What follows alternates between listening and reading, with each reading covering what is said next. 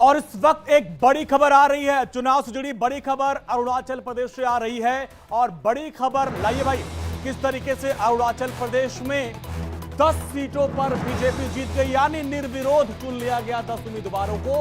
अरुणाचल प्रदेश में 10 सीट पर बीजेपी की जीत हो गई है और वोटिंग काउंटिंग से पहले ही 10 सीटों पर बीजेपी ने बम्पर जीत दर्ज की, जिसमें खुद पेमा खांडू ने भी जीत हासिल की है।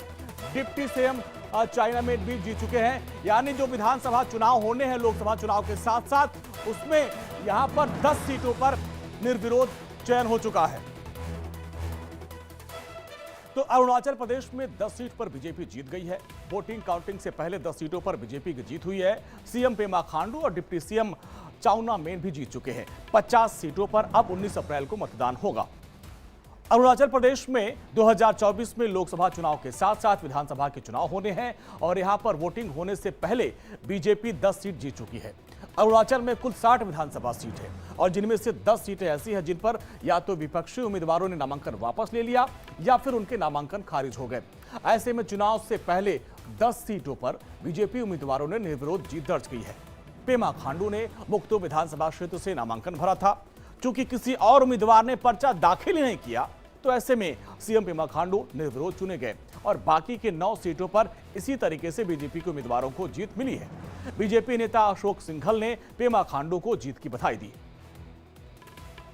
तो सीएम पेमा खांडू मुक्तो सीट से जीते, डिप्टी सीएम चौना में चौखाम सीट से जीते, हेज अप्पा जीरो हपोली सीट से जीते हैं और मुच्चू मीठी रोइंग सीट से जीते।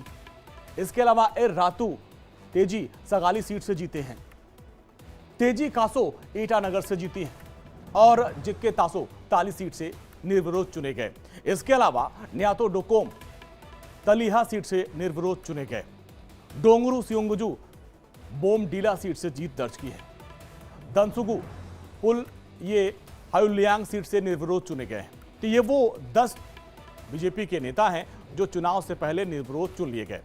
अरुणाचल में सरकार बनाने के लिए 31 विधायकों की जरूरत होती है। अब ऐसे में 50 सीटों में से 21 जीते की पूरी जरूरत है। जो स्थितियां बन रही हैं वो बता रही है कि बीजेपी 2/3 बहुमत से यहां पर जीत हासिल कर सकती है और सरकार बना सकती है। तो ये तो रही अब वहां की बात। चलिए अब